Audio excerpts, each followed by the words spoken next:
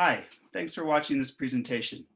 My name is Massatti, and I'm a research ecologist at the USGS's Southwest Biological Science Center in Flagstaff, Arizona.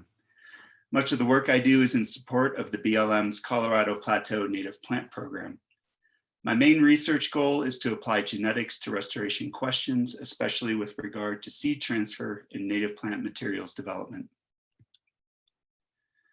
It's painfully obvious that restoration is an inherently difficult task, and for good reason. The photo hints at a couple of these challenges. Despite tons of great research spanning decades, restoration practitioners still face major hurdles, which are amplified in some natural communities like the arid lands that dominate lower elevations across the Western United States and that have abundant restoration needs. Given that many restoration treatments fail across this region, lots of effort is being devoted to figuring out the processes of restoration that may best facilitate success, what native plant materials may best support natural communities and that are resilient to future stressors, strategies to account for changing climates, and invasive species, just to name a few. These basic information challenges are further confounded by a common disconnect between best practice and practicality. For example, disturbances and therefore restoration efforts don't necessarily line up with optimal times of the year or even a year with favorable weather that would promote restoration success. Or despite the desire to use species-rich mixes of native grasses and forbs that are local to a restoration site, they may simply not be available to practitioners, or they may not even exist. The research that I'm going to present is meant to help with the challenge of figuring out what plant materials may best promote restoration success. And I'm hoping to convince you that using genetic techniques in this context can actually help simplify the situation compared to the present guidance. Researchers have come up with useful ways to take some of the guesswork out of determining which native plant materials to use at restoration sites. One method involves seed transfer zones, which are increasingly informing best practices, especially within large land management agencies like the Forest Service and the Bureau of Land Management. Seed transfer zones are geographic representations of environmental gradients across the landscape. Those that can be generally applied to any species are called provisional, while those that are informed by species-specific experimental data are called empirical. Seed transfer zones optimally reflect patterns of local adaptation in plants, and the idea is that if a plant material that originated from a specific seed transfer zone is used at a restoration site in the same seed transfer zone, plants may have a better chance at establishment and survival due to local adaptation and hence improve restoration success. Regardless of what flavor you use, seed transfer zones rely upon physiographic regions, in this case, Armonic level 3 ecoregions, to constrain seed transfer. Ecoregions are shown by thick black lines in the seed zone maps. The idea is that it might not be the best idea to transfer plant materials too far in terms of geographic distance, regardless of local adaptation.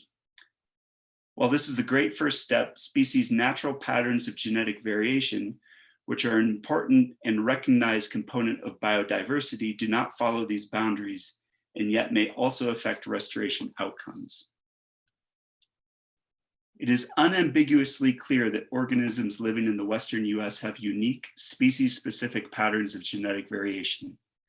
Genetic patterns have been influenced by the complexity of the landscape, steep environmental gradients, and the history of glaciations during the Pleistocene, the last of which ended about 20,000 years ago.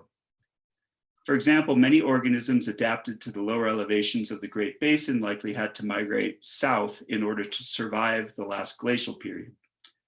Migrations across a topographically complex landscape, both to glacial refugia and then back again, caused organisms to develop complicated patterns of genetic variation, and these in turn have important implications for present-day restoration. For example, if individuals haven't exchanged gene flow for a long period of time, which is common for widely distributed species, the chance of outbreeding depression increases should cross-pollination occur. A simple definition for outbreeding depression is the reduction of fitness, meaning parents have fewer babies. This can easily happen during restoration as plant materials developed from one part of a species range are transferred long distances and used in restoration sites. Should pollination occur between the pre-existing individuals adjacent to a restoration site and the seeded individuals, outbreeding depression would mean that fewer seeds would be produced by the parents and potentially that seedlings may be less competitive. Even if genetic incompatibilities, the root of outbreeding depression, are worked out in a few generations after cross-pollination, this is precious time for invasive species to gain a foothold and become competitive with the desirable native species. Given that we are treating our common dominant plant species more and more like crops for restoration purposes, it would seem wise to manage them to protect natural patterns of genetic diversity, which would automatically decrease opportunities for negative consequences that could depress restoration success. In order to provide guidance that can protect natural patterns of genetic variation and support restoration outcomes, we've developed a method to use genetic data to create species-specific management units. This work was funded in large part by the Colorado Plateau Native Plant Program. First, a genetic data set is generated by collecting leaf tissue samples throughout a species range. This is neither time-consuming nor expensive. Next, the empirical genetic data is fit to a landscape model. The best model for a species will reflect the species' life history characteristics. A complicated series of model fitting analyses follows, which informs the best parameters to use for the data set in hand. And the bulk of time is spent calculating the identity and probability of cells throughout a geospatial layer. But in the end, the method generates a spatial estimation of the genetic units or management units for a species. Using these genetically defined units protects and preserves natural patterns of genetic variation, reduces the chances for negative processes that may occur when mixing highly differentiated individuals as an afterthought, supports other community members that rely upon specific genotypes of plants and not just the plants themselves, and can simplify restoration needs, which is how I tried to sell this at the beginning of the talk. Let's take a look at a couple of examples. Here's what the result of the method looks like for James's Guyetta grass. The colored pies represent the genetic identity of individuals across the species range.